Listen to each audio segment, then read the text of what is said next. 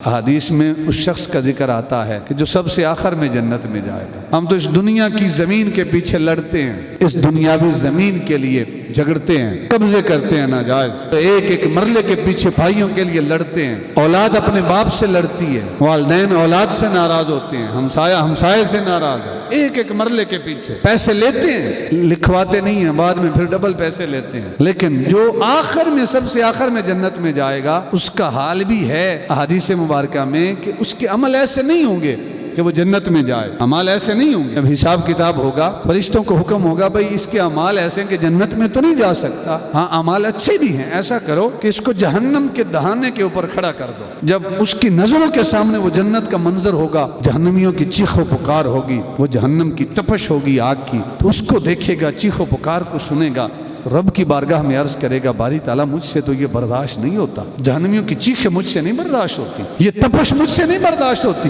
باری تعالیٰ اور کچھ نہیں چاہتا، صرف ایسا کر دے کہ میرا چہرہ جہنم کی طرف سے موڑ دے، میری پشت جہنم کی طرف کر دے۔ اللہ رب العزت فرشتوں سے عرض کریں گے کہ بھئی اس کا چہرہ جہنم سے موڑ دو، پشت جہنم کی طرف کر دو۔ تھوڑی دیر گزرے گی، پھر عرض کرے گا، دل میں خیال آئے گا کہ باری تعالیٰ جو مجھے تم نے جہنم کی طرف سے میرا چہرہ پھیر دیا ہے، اب تھوڑا سا اگر جنت کے قریب کر دے تو تیرا کیا جاتا ہے؟ آواز آئے گی فرشتوں ذرا اس سے جنت کے قریب کر دو۔ جب جنت کے قریب آئے گا تو جنت کی وہ خوشبوئیں، وہ مہک، وہ تر و تازہ ہوا اسے آئے گی نا، تو دل میں اور خیال آئے گا کہ بھائی تعالیٰ تیرا کیا جاتا ہے اگر وہ جنت کے مناظر، وہ جو خوشبوئیں، وہ جو معطر ہوائیں مجھے آ رہی ہیں، اگر مجھے وہ منظر دکھا دے، میری آنکھیں دیکھ لیں، اور تیرا کیا جاتا ہے؟ اللہ فرشتوں سے کہے گا کہ بھئی ذرا اس کو جیسے پہلے جہنم دیکھ رہا تھا، اب ذرا جنت کی وہ ہوائیں، وہ فضائیں، وہ مناظر اسے دکھا دو۔ جنت کے منظر دیکھے گا، وہ نہریں دیکھے گا، وہ شراب طہور کی نہریں، وہ دودھ کی نہریں،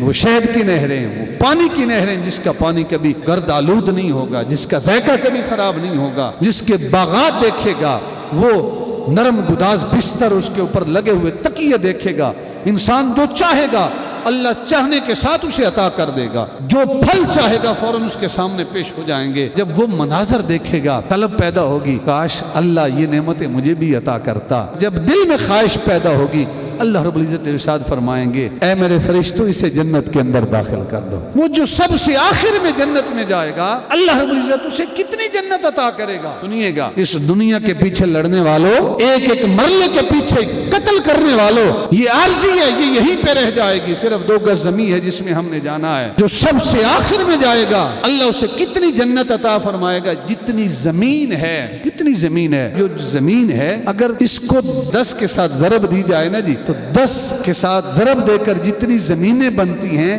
اللہ سب سے آخر میں جنت میں جانے والے کو اتنی جنت عطا فرمائے گا، 10 زمینوں کے برابر جنت میں مقام عطا کرے گا۔ جب وہ جنت میں جائے گا وہ کہے گا باری تعالیٰ یہ کس کی ہے؟ رب کی بارگاہ سے جواب آئے گا اے میرے بندے یہ تو میں نے تجھے عطا کی ہے۔